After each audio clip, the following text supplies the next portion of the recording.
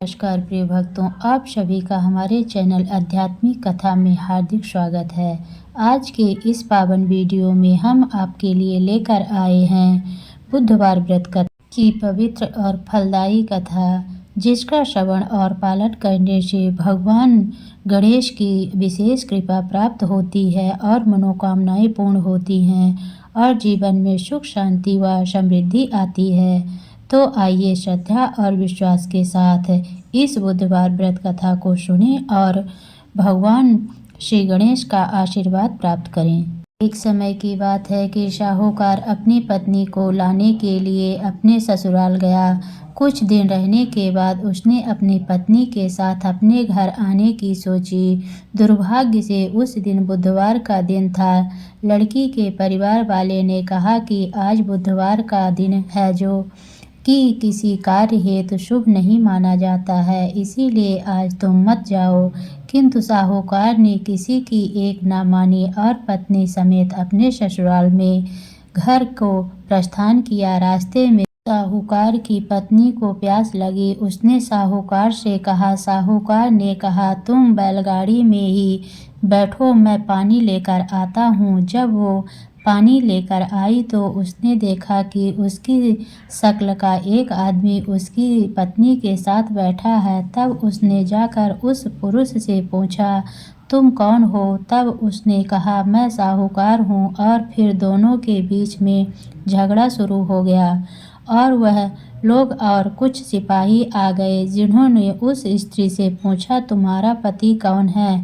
तब वो इसका उत्तर न दे सकी और साहूकार अपने मन में कहने लगा कि ये प्रभु की कैसी लीला है। तब आकाशवाणी हुई और बोली, मूर्ख, आज बुधवार का दिन था, तब ही तूने आज ही गमन किया। ये सब भगवान बुद्ध देव के प्रकोप से हो रहा है, वो तुमसे रूठे हुए हैं। तब साहूकार ने भगवान बुद्धदेव से क्षमा याचना की। तब वो आकाशवाणी खत्म हो गई और इंसान के रूप में आए बुद्धदेव भी अदृश्य हो गए। और फिर साहूकार अपनी पत्नी संग घर गया और भगवान बुद्धदेव की पूजा की। तो भी इस व्रत कथा को सुनता है, उसको बुधवार की यात्रा करने का पाप नहीं लगता। समतापुर नगर में मधुसूदन नाम का एक व्यक्ति रहता था। वह बहुत धनवान था। मधुसूदन का विवाह बलरामपुर नगर की सुंदर और गुणवती लड़की संगीता से हुआ था। एक बार मधुसूदन अपनी पत्नी को लेने बुधवार के दिन बलरामपुर गया। मधुसूदन ने पत्नी के माता पिता से संगीता को विदा कराने के लिए कहा। माता पिता बोले, बेटा आज बुधवार है, बुधवार को किसी भी शुभ कार्य के लिए यात्रा नहीं करते। लेकिन मधुसूदन नहीं माना। उसने ऐसी शुभ अशुभ की बातों को नहीं मानने को बात कही। बहुत आग्रह करने पर संगीता के माता पिता ने विवश होकर दोनों को विदा कर दिया। दोनों ने बैलगाड़ी की यात्रा के बाद उसकी गाड़ी का एक पहिया टूट गया। वहां से दोनों ने पैदल ही यात्रा शुरू की। रास्ते में संगीता को प्यास लगी। मधुसूदन उसे एक पेड़ के नीचे बैठाकर जल लेने चला गया। थोड़ी देर बाद जब मधुसूदन कहीं से जल लेकर वापस आया तो वह बुरी तरह हैरान हो उठा, क्योंकि उसकी पत्नी के पास उसकी ही शक्ल सूरत का एक दूसरा व्यक्ति बैठा था। संगीता मधुसूदन को देखकर हैरान रह गई। वह दोनों से कोई अंतर नहीं समझ पा रही थी।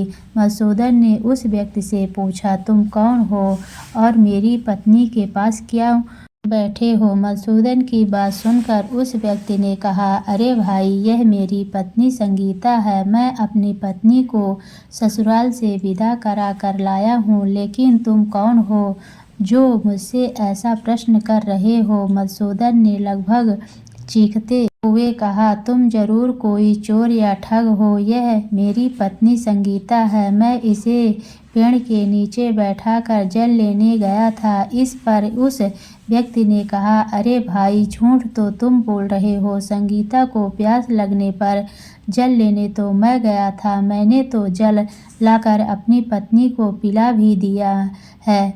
अब तुम चुपचाप यहाँ से चलते बनो, नहीं तो किसी सिपाही को बुलाकर तुम्हें पकड़वा दूंगा। दोनों एक दूसरे से लड़ने लगे हो गए। नगर के कुछ सिपाही भी वहां आ गए। सिपाही उन दोनों को पकड़कर राजा के पास ले गए।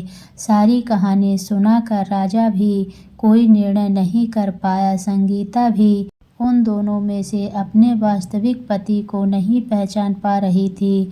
राजा ने दोनों को कारागार में डाल देने के लिए कहा। राजा के फैसले पर असली मधुसूदन भयभीत हो उठा। तभी आकाशवाणी हुई, मधुसूदन, तूने संगीता के माता पिता की बात नहीं मानी और बुधवार के दिन अपने ससुराल से प्रस्थान किया। यह सब भगवान बुद्धदेव के प्रकोप से हो रहा है।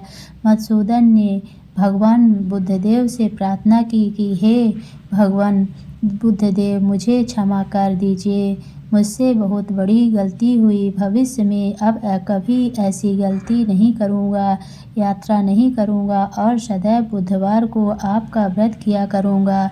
मधुसूदन के प्रार्थना करने से भगवान बुद्धदेव ने उसे क्षमा कर दिया। तभी दूसरा व्यक्ति राजा के सामने से गायब हो गया। राजा और दूसरे लोग उस चमत्कार को देख हैरान हो गए। भगवान बुद्ध की इस अनुकंपा से राजा ने मधुसूदन और उसकी चलने पर रास्ते में उन्हें बैलगाड़ी मिल गई। बैलगाड़ी का टूटा हुआ पहिया भी जुड़ा हुआ था। दोनों उसमें बैठकर समतापुर की ओर चल दिए। मधुसूदन और उसकी पत्नी संगीता दोनों बुधवार को व्रत करते हुए आनंदपूर्वक जीवन यापन करने लगे। भगवान बुद्धदेव की अनुकंपा से उनके घर में धन संपत्ति की वर्षा होने लगी। जल्दी ही उनके जीवन में खुशियां ही खुशियां भर गई।